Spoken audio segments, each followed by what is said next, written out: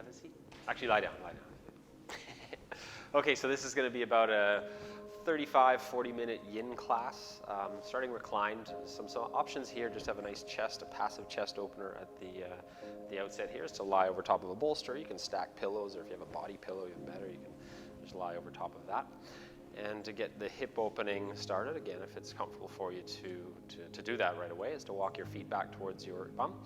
Place the soles of your feet together to touch. Allow your knees to go wide. Now here in the practice, in the yin practice, we do hold the postures for a little longer, so the sensation tends to build. If you notice there's a lot of sensation when you first get into the shape, support yourself in the shape. So here you can use blocks as Karen has. Just slide them underneath your outer thighs so your legs lift just a little. And then the weight of your legs can be felt supported by the blocks, not so much just hanging into gravity.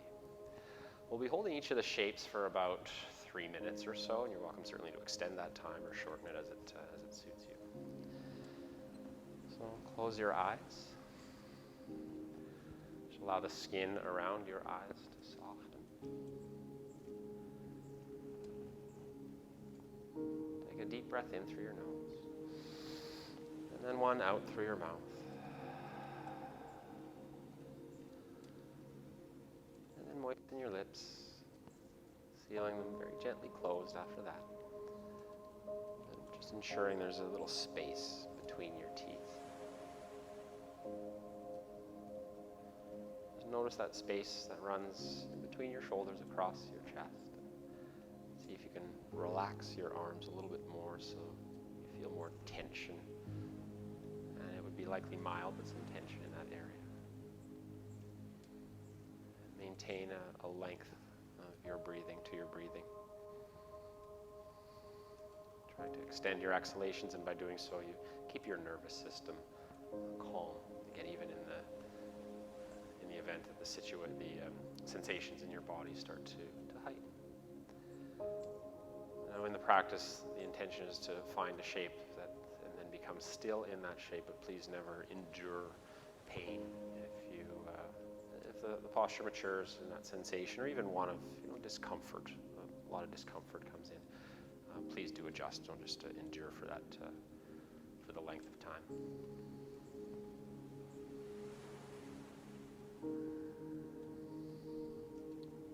I've always found in the practice one of the more challenging things, not so much the shapes, although they can certainly hold their challenges, but it's in a posture like this where I'm actually quite comfortable to ensure that I stay present with the sensations, with the experience of the pose. So if you notice that your mind does kind of wander or jump from thing to thing, which now probably is fairly, it can happen fairly quickly. Just always know that your breath is there to anchor you to the present moment.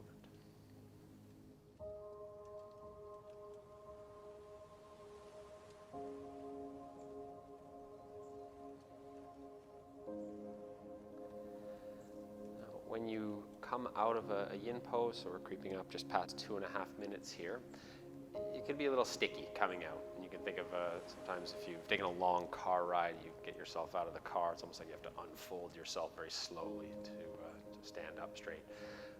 Little different here, not holding quite as long as a long car ride, but still it can be, like I said, a little sticky. So support yourself. In this case, you can put your hands to your outer thighs and just help your legs back together by pushing your hands into your thighs. And then likely something, whether it's a movement or another still shape, is going to be needed here or wanted. So you're welcome to just encourage anything natural that comes in after the pose. Now the next posture will be still reclined, but without a prop, without in this case, a bolster underneath. So just slide the bolster to the side.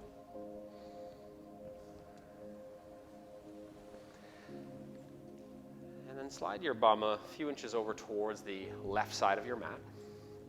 And extend your legs towards the top left corner of your right corner of your mat. And try to angle your torso so your shoulders are the back right corner of your mat. So if I'm looking at Karen as I am, but looking at yourself from the ceiling, you'd see a half moon or a crescent shape in your body. So heels top right corner, shoulders more or less towards the top right side or back right side of your mat. Now extend your arms overhead. So you're creating length down the left side of your body here. And you can grab your left wrist with your right hand and just give a little tug over to that side to increase that sensation of stretch. Again, we'll hold here for about 2.5 minutes or 2 minutes per side here.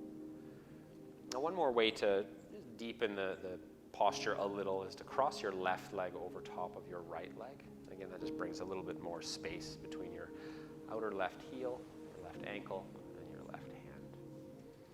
Try to maintain length in your breathing, or depth in your breathing.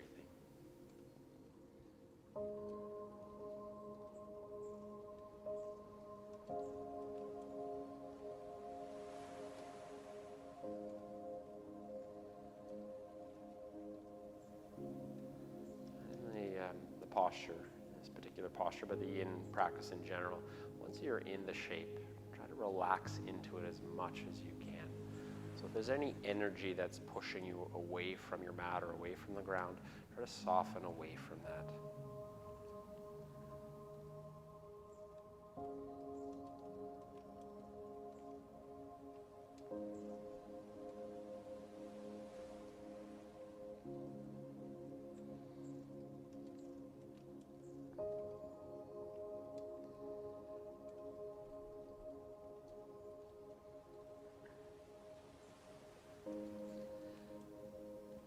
With your arms extended too, if your fingers start to tingle, you just bend your elbows. You can even release your hands altogether and allow your elbows to come down about shoulder height. Just this is if your fingers start to tingle. It's generally compression in a bundle of nerves that's behind your collarbones. But we'll come out of the posture now. Again, just move very slowly. Move your arms down and cross your legs if they're crossed. Take a brief moment in the middle of your mat. Again, this can be a moment in movement, or you can bring your knees to your chest if you'd like, just anything that feels good. We'll go to the second side. So when your feet come down, slide your bum over to the right side, and this time your heels come to the top left corner and shoulders, upper torso angles to the back left corner.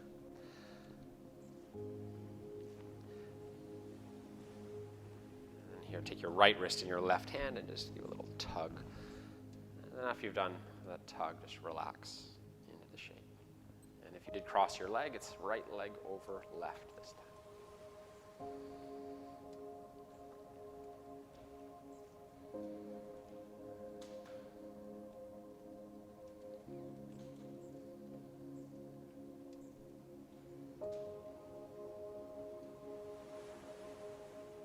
Posture too, and you may feel it in your body. It's very common to lift your hip. In this case, it would be the right hip that Karen's lifted. Hers aren't. But if you notice that your right butt cheek is just light, or even you can feel it maybe lifted, just try to roll your hip, roll your right butt cheek back onto your mat. And this might mean that you uncross your legs, and that's fine. Just have both hip points pointing up towards the ceiling.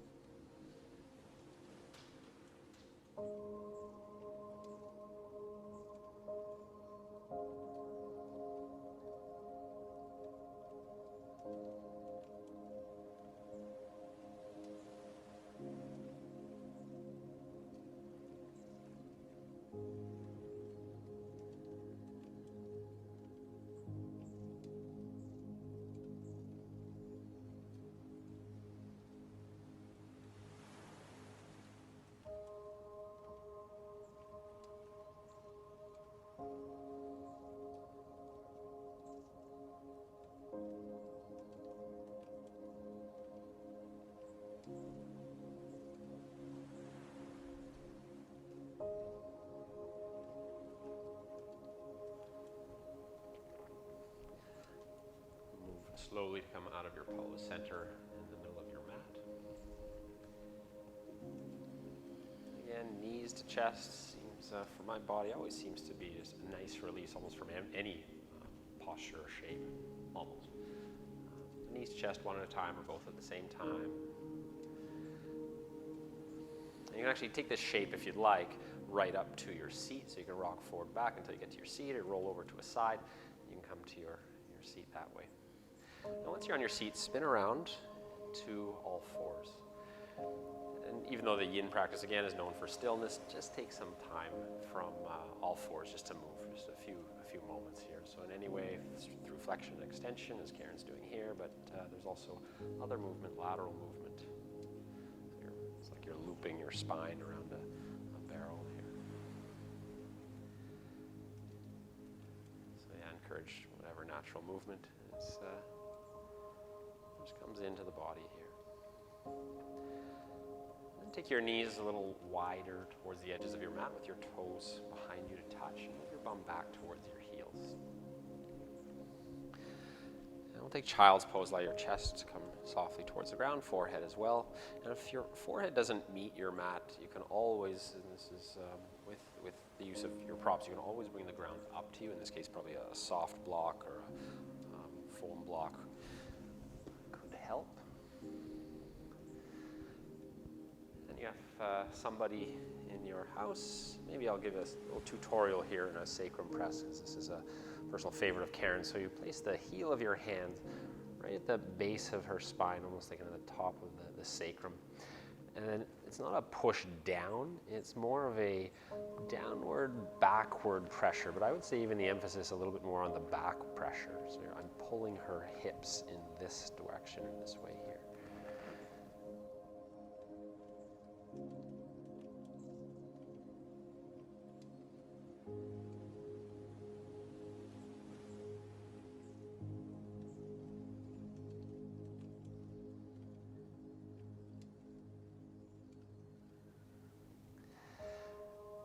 Come forward to all fours. Walk your hands a little further ahead of your shoulders, and then come to lie right down onto your stomach. Now from here, slide your elbows forward. So your elbows are underneath your shoulders. This is Sphinx pose. And the lift of your chest, and certainly the groundedness of your pelvis, those 2 points there are going to increase or decrease the back bend.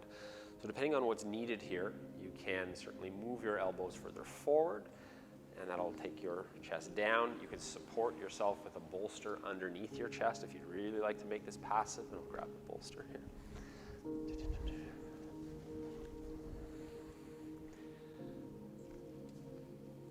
That's another very gentle way to hold the back bend. And going in the opposite direction, if you wanted to deepen the back bend for the duration, we've got about a minute and a half, 2 minutes left here. You can keep your elbows as they are, so underneath your shoulders, and bend your knees, so that can help to deepen that sensation of back bend here. You can do either or. You can keep that and push into your hands till your elbows lift off the ground, and you can keep your legs straight. So again, there's a few different ways to play with the back bend here. So yeah, when your elbows are lifted, it becomes less yin-like, but again, nothing's ever absolute, so even in the yin postures, there's going to be a little yang from time to time. If it's comfortable for you to allow your head, the muscles of your neck to relax, so the weight of your head hangs here, that's fine. For some, it's just not comfortable at all, so a little strength in the muscles of your neck, or again, if your head is close enough to the ground where you can place a prop, in this case the block, you can place it underneath your head. Relax the muscles of your neck a little bit more freely that way as well. Do you want the block, or do you want me to take it?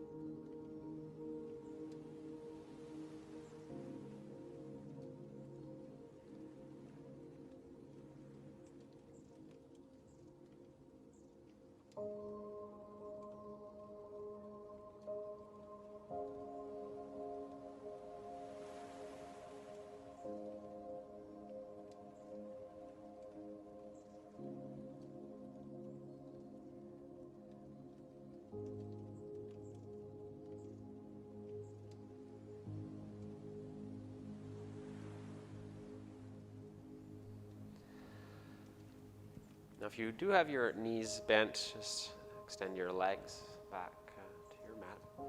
Lower your chest. Make a little pillow out of your hands. Then place your left cheek on your little hand pillow. Slide your right knee up along the ground towards your right elbow.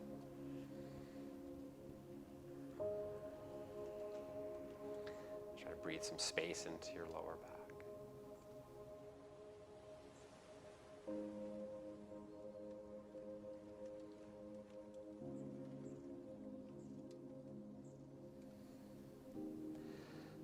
slide your right leg back. Switch sides, so turn your head towards the left. Slide your left knee up along the ground towards your left elbow.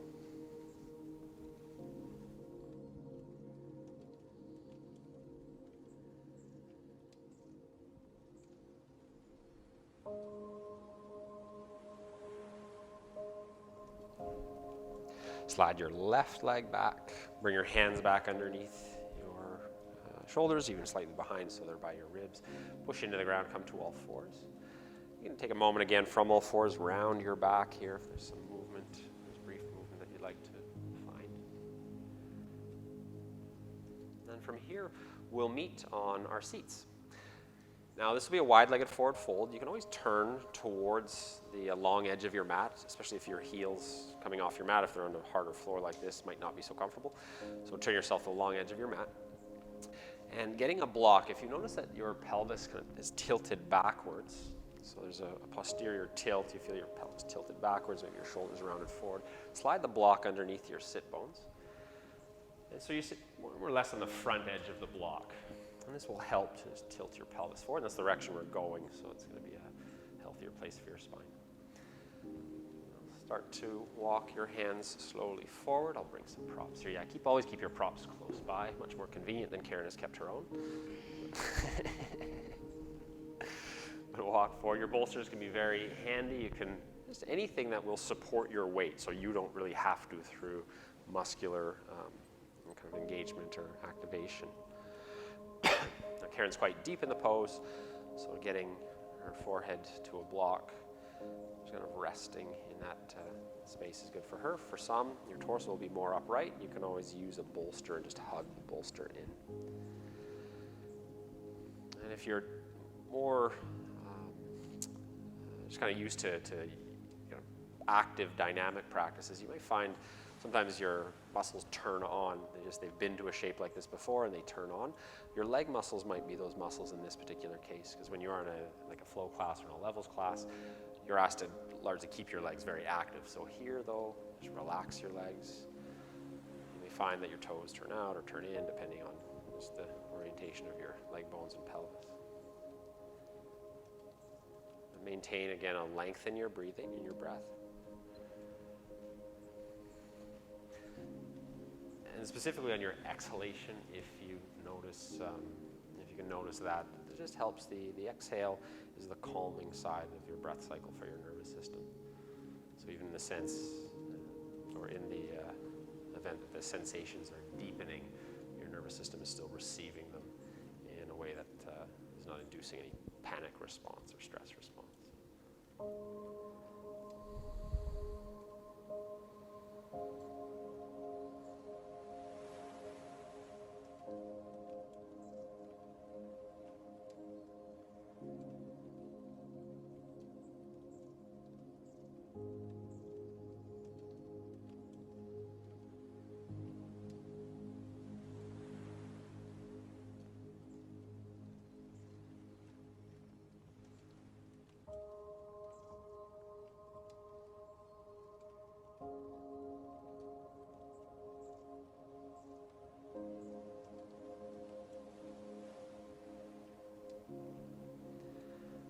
Walk your hands back so they're back underneath your shoulders, even behind your hips or beside your hips. And you're in a forward bend, so spinal flexion. If you want to extend your spine, pull your heels in. You can rock your knees if you'd like, but push your hands into your mat. Pull your shoulders back so you're coming into a bit of a back bend. The next pose will start from all fours. There's a few variations in this posture. We'll guide through a couple. Again, a good place to have your bolster nearby. So in deer pose, I'd like you to walk your knees over towards the left side of, actually let's walk the knees over the right side of the mat so people can see. So walk knees over the right side of your mat. Now your knee can be at the height of your left hip, or it can be even higher up towards your mat like this. So it's more kind of a pigeon pose feeling in this case, except you do keep your left hip and your left outer thigh, knee, shin all grounded. So again, you can play with the position of your legs here. Now in this variation, Karen's going to roll forward or fold forward over top of her inner left thigh. You can always play with the position of your back leg. You can keep your knee bent. You can extend your leg a little further back. So again, finding that sweet spot. Just ensure that your knee here, in this case the left knee, just doesn't feel any pain or torque or anything of that nature.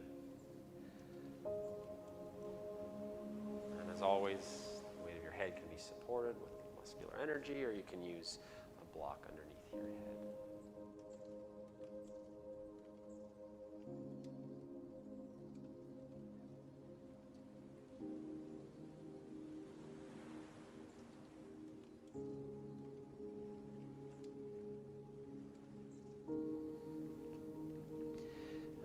Karen has placed her body. Likely there's some extension here in the right hip. And then outer left hip. Is that where you feel it most, is your outer left hip? Yeah, so outer left hip.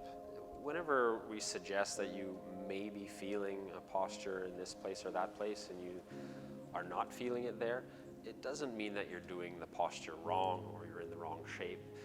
There's so many reasons why it might feel different, or the place that we suggest it might be feeling is not the place that you're feeling. So don't certainly get too hung up on our suggestions in that regard. Could be muscular tension and tightness. It plays a role through postural habit patterns, movement habit patterns. We are quite often significantly different from person on the mat next to us, so don't force any shape.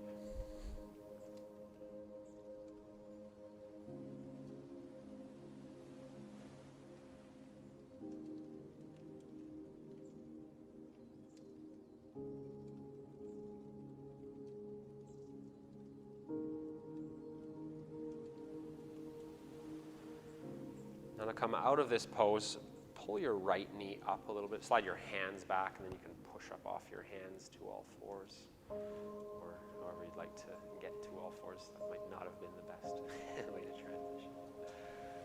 And before going to the other side, a little bit of movement. And then as much as you can, when you go to the other side, try to be in the same shape, but as mentioned, nothing is forced here, needs to be forced or should be forced. So if there's a slightly different way that's needed here, whether it's to support yourself or the shape in itself is different, that's fine as well. And once you're in that shape, you're intending to hold, just relax into it.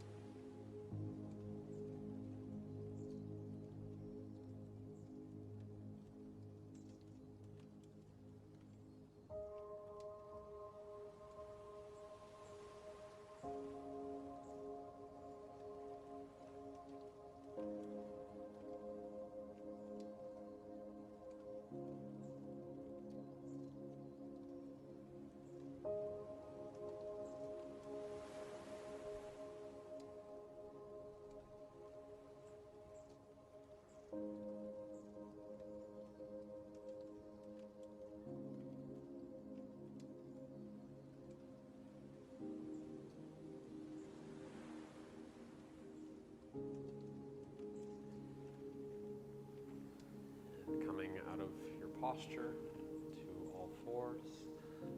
A few moments there.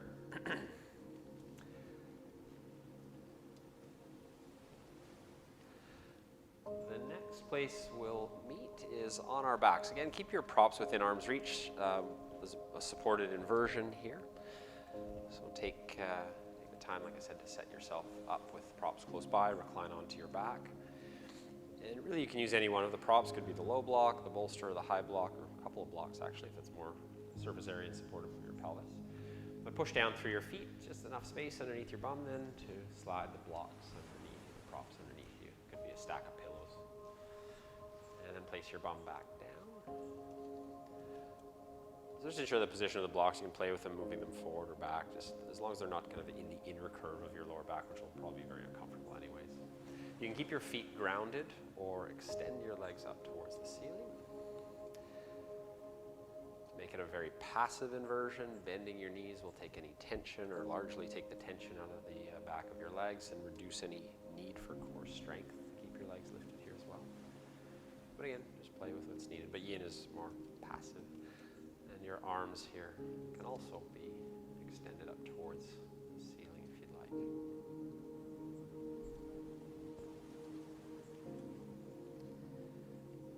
Now, inversions, this particular supported inversion is very calming for your nervous system. Your heart rate slows down. Instead of your heart having to pump blood from the soles of your feet up to your heart, now venous blood is just draining back to your heart. So again, your heart kind of slows its beat down, and in that just calms the nervous system.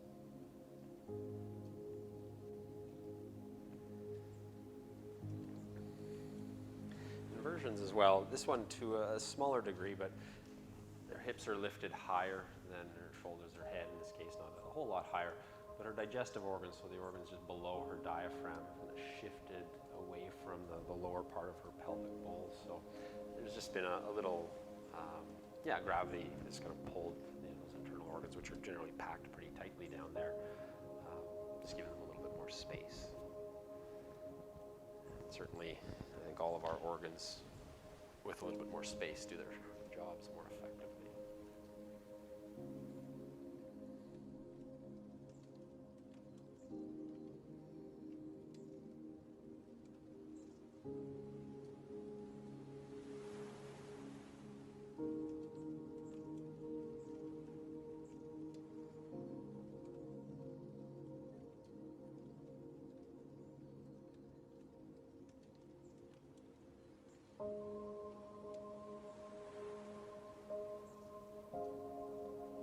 Just before I take Karen out of this inversion, to make it really passive, and if you're in a tight space, not a tight space, but a space where you're very close to a wall, legs up the wall even makes it just that much more passive. But we'll come out of it now. You can lower your feet. Now keep the prop underneath you. Lower your feet right to the ground. Keep your right foot on the ground. And extend your left leg forward, just towards the front edge of your mat. And just relax that leg. So this is a back bend. Again, her hips have stayed where they are, so above her shoulders, and now her heels, her ankles are going to be lower than her hips. So if a back bend at this stage, you'd like to keep it mild, keep your right knee bent. If it's okay, it feels okay for you to extend your right leg, then extend your right leg as well. And just the weight of both legs now pulls your pelvis, pulls into your pelvis, so you might feel more of a back bend here. So again, if it's better to keep one knee bent, we'll hold for about 2 minutes total, so I'll just let you know when that minute has elapsed. And it's a very passive stretch, again, for the area, which you probably know your hip flexors, so right from the base of your spine, your lowest 5 vertebrae, your psoas muscle is connected and connects into another muscle here called your iliacus, and then goes right into your inner thigh. So those muscles, when you're seated, get very short. Their resting length becomes very short, and it can cause a lot of back problems. So almost look at this as a counter pose for sitting. And if you do find yourself in that shape a lot, this would be something that you may want to also spend some time in, if you can. So if you have one leg bent, just switch legs. If you got both of them extended, just stay as you are.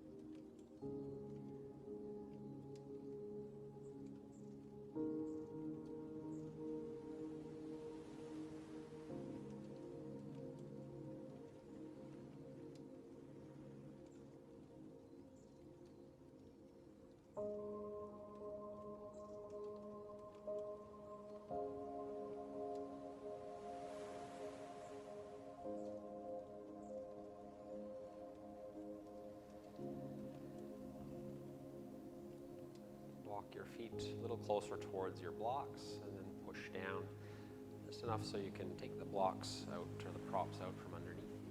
Lower your bum back down. In a fairly long held back bend, so moving one knee or bringing one knee up into your chest, maybe both knees up into your chest, or rocking from side to side. Now the last posture is Savasana, the yiniest of all yin poses.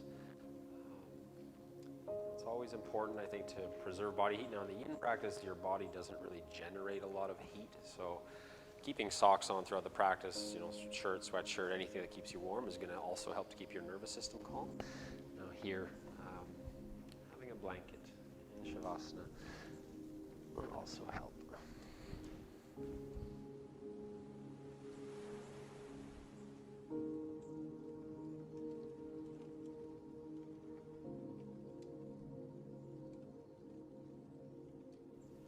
Something to always watch in any Savasana is when your mind vaults you forward into the thing that's going to happen next. You can start to think about that. So if that is a habit pattern, a mental habit pattern that you hold and you've noticed it, come back to your breathing. As always, it is a present moment experience if you can connect to it.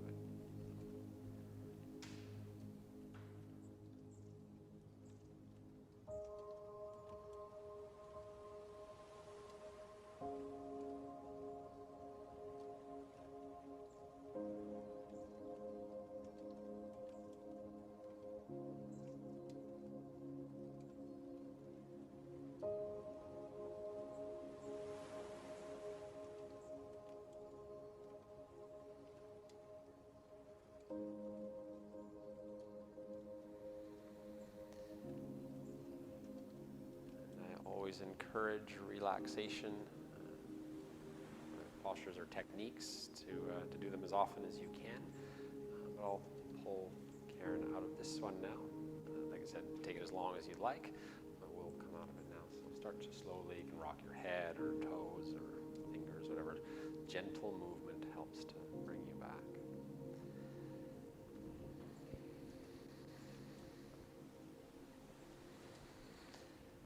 If you'd like, when you are ready to come off your back, if you'd like to come first to your side, it can help to keep just the whole transition to your seat a little bit more gentle and more calm.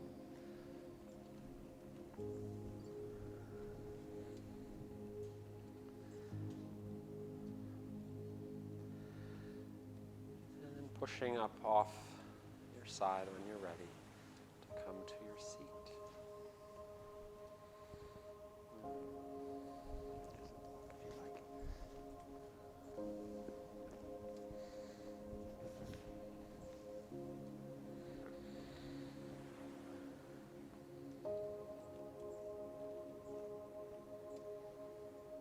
One more practice here. I'd like you to, the practice of metta. So I'd like you to bring someone in your mind's eye that is having challenges right now. It's probably not very difficult to think of someone. But I'd like you to bring them in your mind's eye and just for the next 30 seconds, just with the intention of sending positive energy out to them.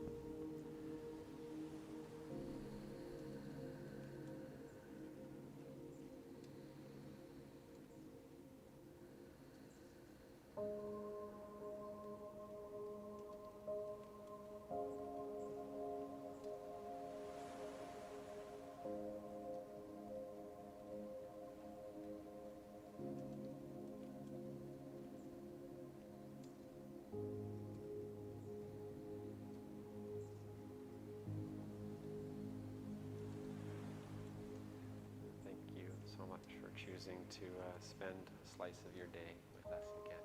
Namaste.